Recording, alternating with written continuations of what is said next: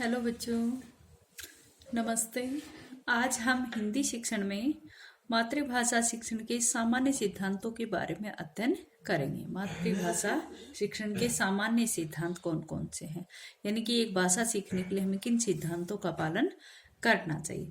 आप सभी जानते हो कि भाषा की शिक्षा देने में भाषा की प्रकृति को भी ध्यान में रखा जाता है। शिक्षण जो है उसको सफल बनाने के लिए उन छात्रों की रुचि रुझानों को देखा जाता है। उन छात्रों की रुचि को, उनकी रुझान, उनकी योग्यताओं को ध्यान में रखकर पहले से ही प्लान बनाई जाती है। किंतु इन विषयों को पढ़ाने के लिए कुछ विशिष्ट बातों का भी ध्यान रखा जाए, कुछ विशेष बातों का ध्यान रखा जाता है।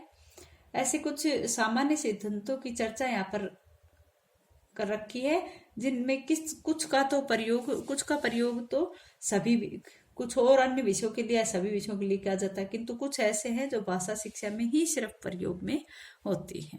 ठीक है, भाषा शिक्षण के प्रमुख सिद्धांत या सामान्य सिद्धांत जो है वो इसके अंतर्गत आज के टॉपिक में हम पढ़ेंगे।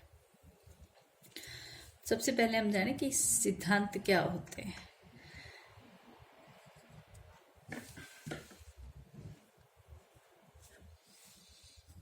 शिक्षण की सफलता के लिए छात्रों की रुचियों एवं योग्यताओं को ध्यान में रखकर योजना बनानी पड़ती है, किंतु ऐसा करने में जिस विषय को पढ़ाना है उसकी विशिष्टताओं को ध्यान में रखना पड़ता है। भाई, जिस भी विषय को हम पढ़ाएंगे उसमें क्या क्या विशेषताएं हैं उनको भी ध्यान में रखना पड़ता है। कुछ विषयों में सूचनाओं एवं तथ्यों का विशेष महत्व होता है, परंतु भाषा में ऐसा नहीं है। कुछ विषय में तो कहते हैं कि सूचना और तथ्यों का विशेष महत्व रहता है, लेकिन भाषा शिक्षण में ऐसा नहीं है। भाषा की शिक्षा में देने में भाषा की प्रकृति को भी ध्यान में रखना पड़ता है। भाषा की प्रकृति को भी ध्यान में रखना पड़ता है भाषा की शिक्षा देने के लिए। अब आते हैं कि भाषा शिक्षण के प्रमुख सिद्धांत। ठीक है, तो सबसे पहला सिद्धांत है हमारा भाषा शिक्षण के सिद्धांतों में, सबसे पहला है स्वाभाविकता का सिद्धांत। स्वाभाविकता का सिद्धांत क्या होता है बेटा? आप सभी जानते हो कि भाषा जो है वो एक अर्जित संपत्ति है, किंतु उसको भी सीखा जाता है।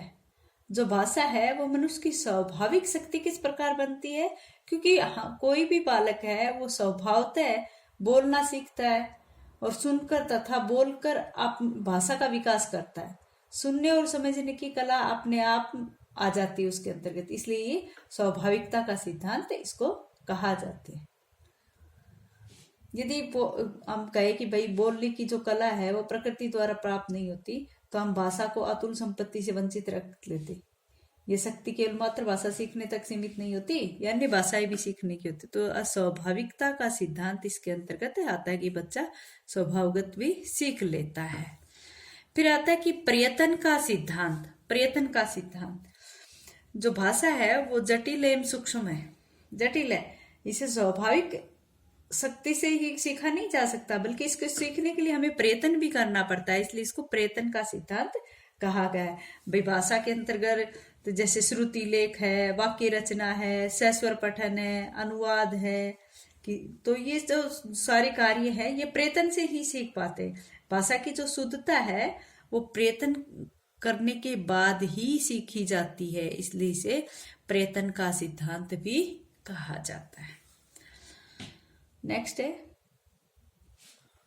लेखन कार्य से पूर्व मौखिक कार्य का सिद्धांत। आप सभी जानते हैं कि कोई भी बच्चा सबसे पहले बोलना सीखता है ना, सबसे पहले वो सुनता है, फिर नेक्स्ट कौशल क्या विकसित होता है उसमें बोलना। तो लेखन कार्य तो बाद में करता है, सबसे पहले वो क्या करता है, मौखिक कार्य करता है, मुंह से बोलकर अपनी अभिव्यक्ति देता है। ठीक है, तो सर्वप्रथम बालक क्या करता है, बोलना सीखता है। तो भाषा शिक्षण में पहले कार्य क्या होता है, मौखिक कार्य होता है। मौखिक कार्य सीखने के बाद ही लिखना सीखा जाता है। ठीक है, तो पढ़ना भी लिखने के पूर्व सरल होता है, अतः यहाँ पर लेखन कार्य से पूर्व मौखिक कार्य किया जा रहा है। ठीक है, नेक्स्ट है बोलने और लिखने में सामंजस्य का सिद्धांत। आप सभी जानते हो कि हमारी हिंदी भाषा की जो देवनागरी लिपि है, जैसा हम बोलते हैं वैसा ही लिखते हैं, इसलिए बोलने और लिखने में सामंजस्य का सिद्धांत माना जाता है। नेक्स्ट है स्वतंत्रता का सिद्धांत। भाई कोई भी भाषा हम सीखते हैं तो उसका एक सिद्धांत बनता है कि बालक स्वतंत्रता से सीखे। और अगर बच्चा स्वतंत्र है, स्वतंत्र वातावरण में बालक क्या करता है, अपने मनोभावों को खुलकर प्रकट करता है।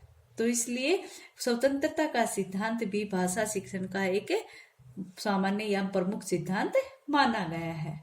ठीक है, जो स्वतंत्र बालक होता है सीखने की उत्सुकता उसमें बनी रहती है और वो उसकी जो जिज्ञासा है उसकी वजह से वो खुलकर अपनी अभिव्यक्ति करता है। ठीक है, नेक्स्ट है रुचि का सिद्धांत। रुचि का सिद्धांत, रुचि का सिद्धांत कैसे है कि कोई भी पाठ अगर नीरस है, बोझिल लगता है तो छात्र ऊब जाते हैं। इसलिए शिक्षक क्या करता है, उस कुछ मनोवैज्ञानिक तथ्यों को अपनाता है और उस पाठ को रुचिकर बना देता है। चाहे वो कैसे भी कहे, चाहे रोचक व्याख्यान देकर या कवि सम्मेलन बुलाकर या अंत्याक्षरी समारोह कराकर आदि करके वो भाषा शिक्षण को और अधिक रुचिकर बनाता है। इसलिए ये अध्यापक, एक प्रकार से अध्यापक के द्वारा मनोवैज्ञानिक तथ्य का प्रयोग यहाँ पर किया जाता है रुचि के सिद्धांत में। नेक्स्ट है वैयक्तिक विभिन्नता का सिद्धांत। यानी कि एक बालक की रुचि कुछ है, एक बालक की रुचि कुछ है, एक बालक की अभिवृत्ति, योग्यता, शारीरिक क्षमता, संवेगात्मक आदि दूसरे बालक से इस प्रकार से वो भिन्न होता है।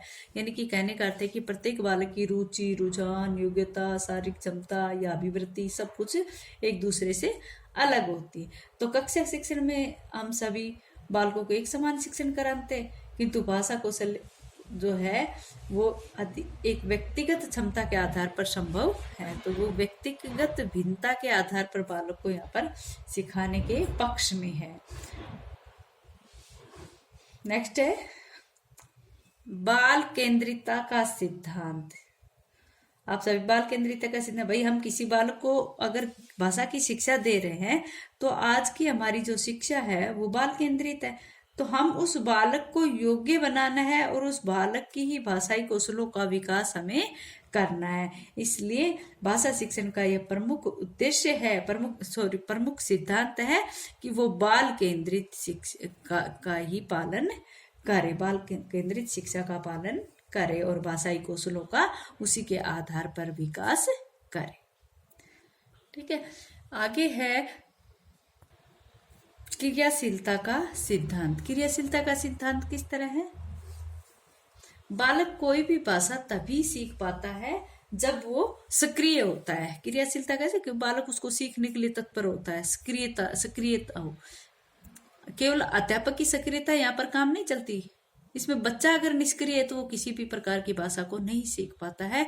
इसलिए बालक जो है वो क्रियाशीलता यानी कि उस विषय से वो सक्रिय रहे। ठीक है, तो इसके द्वारा हमें कैसे कि जैसे वार्तालाप है, संवाद है, वाद विवाद है, प्रवचन है, इस तरह से बालक को उसके अंतर्गत भाषा सिखाने के अंतर्गत सक्रिय रख सकते हैं और बालक इसमें सक्रिय रहकर, क्रियाशील रहकर ही भाषा शिक्षण कर पाते हैं, भाषा को सीख पाते हैं। आगे है चयन का सिद्धांत। भाषा शिक्षण का ये के अनेक उद्देश्य में एक उद्देश्य ये भी है कि उसका चयन करने के लिए किसी भी बालक का भाषा शिक्षण में बालक को क्या करना पड़ता है, उसके व्यवहार में परिवर्तन करने के लिए उसके उद्देश्य निर्धारित करने पड़ते हैं। उन उद्देश्यों के आधार पर ही बालक को भाषा शिक्षण करवाया जाता है। इसमें ये नहीं पता चलता कि भाई कौन सा उद्देश्य कब सफल हो जाए, कौन सा किससे पहले और कौन सा किसके बाद। इन प्रश्नों पर जो अध्यापक जो है वो पढ़ाने से पूर्व विचार कर लेता है, उसकी एक तारतम्यता या उसका क्रम बना लेता है और उसी के अनुसार वो बच्चों को उस भाषा शिक्षण को सिखाता है। ठीक है, आगे है विभाजन का सिद्धांत। विभाजन का सिद्धांत, उद्देश्य निश्चित करना भी पर्याप्त नहीं है, बल्कि इसके जो उद्देश्य होते हैं उनको व्यवहार परिवर्तन का चुनाव कर लिया जाता है। और ये सही है कि वहां पर जो शिक्षण की जो सामग्री है, शिक्षण के जो उद्देश्य है, सामग्री है, उस आधार पर वहां पर तो विषयों को विभाजित कर दिया जाता है। ठीक है, नेक्स्ट है अनुकरण का सिद्धांत। अनुकरण का सिद्धांत, भाषा शिक्षण तो अपने आप ही अनुकरण का सिद्धांत कहते हैं, क्योंकि कोई भी बालक है वो अत्यधिक अनुकरणशील होता है और अनुकरण की प्रवृत्ति बाल्यावस्था से किशोरावस्था में अधिक रहती है। ठीक है, तो बालक बाल्यावस्था से किशोरावस्था में चला जाता है इस अनुकरण की प्रवृत्ति पे चलकर ही। ठीक है, और यही प्रवृत्ति बालक को किसी भी प्रकार की भाषा ज्ञान सिखाने में सहयोग करती है। बच्चा एक दूसरे को देखकर बोलता है ना। नेक्स्ट है अभ्यास का सिद्धांत। अभ्यास का सिद्धांत क्या?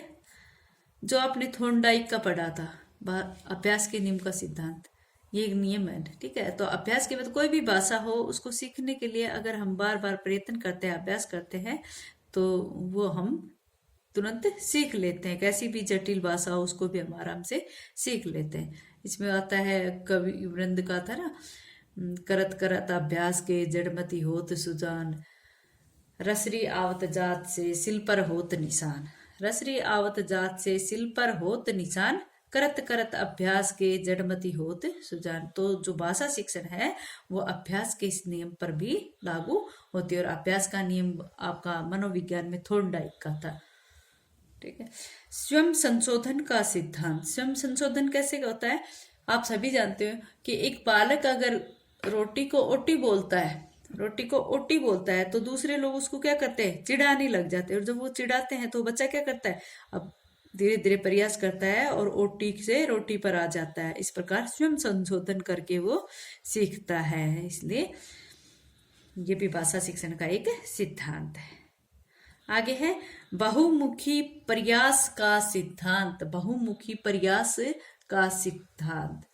कोई भी भाषा शिक्षण है, अकेला वो भाषा शिक्षक ही प्रयत्न नहीं करता है, बल्कि उसमें कहने का भाव है कि बहुमुखी विकास प्रयास कौन करता है? यहाँ पर सिर्फ एक भाषा शिक्षक ही नहीं कर सकता, सिर्फ भाषा शिक्षक ही नहीं अपितु दूसरे विषयों को पढ़ाने वाले भी, इस अध्यापक भी इसमें प्रयास कर सकते हैं। अगर 1 घंटे भाषा वाला अध्यापक पढ़ाता है तो वो तो 1 घंटे में ही पढ़ाएगा, लेकिन बाकी दूसरे घंटों में मैथ का, सामाजिक अध्ययन का या फिर संस्कृत का और विज्ञान का इनके अध्यापक पढ़ाते हैं, अगर वो भी प्रयास करे तो यहाँ पर बहुमुखी प्रयास से भाषा शिक्षण का सिद्धांत लागू होता है, तो बच्चा और अधिक सीख पाएगा।